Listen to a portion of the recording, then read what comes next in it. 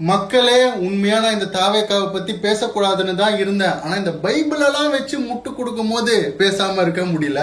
ஒரு நிமிஷம் இந்த வீடியோ பார்த்துட்டு வாங்களேன். பைபிள்ல ஒரு வேர்ட் இருக்கு.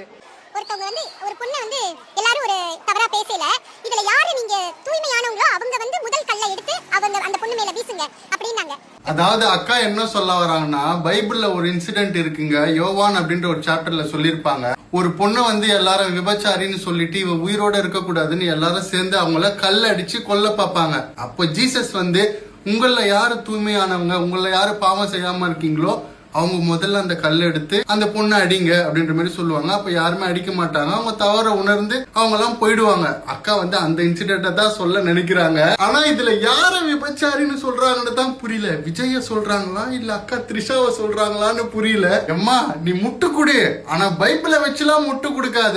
அதே பைபிள்ல தான் லூக்கால சொல்லியிருக்காங்க, தன்னோட மனைவியை விட்டு போறவன் விபச்சாரம் செய்யறான்னு சொல்லியிருக்காங்க. இந்த வசனம் உங்க கண்ணுக்கு தெரியாதா? அதானே செய்யற தப்பெல்லாம் செஞ்சுட்டு சாத்தான் தான் எங்களை செய்ய வச்சுட்டான், சாத்தான் மேல பழி போடுறவங்க தானே நீங்க. உங்களுக்கு என்ன இது புதுசா?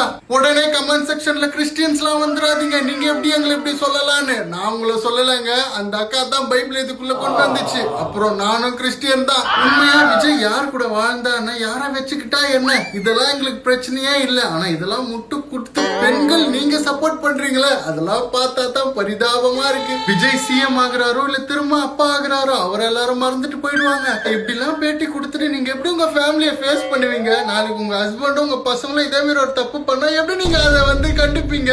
சரி நீங்க எதனா பண்ணிட்டு போங்க, உங்க பிரச்சனைல இந்த பைபிள், குரான், பகவத்கீதைன்னு மதத்தை உள்ள கொண்டு வராதீங்க.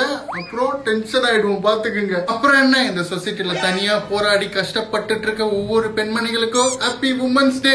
டிவிகே சப்போர்ட்டர்ஸ் நீங்களும் புதுமை புரட்சி பெண்கள் தான், உங்களுக்கும் ஹாப்பி உமன்ஸ் டே.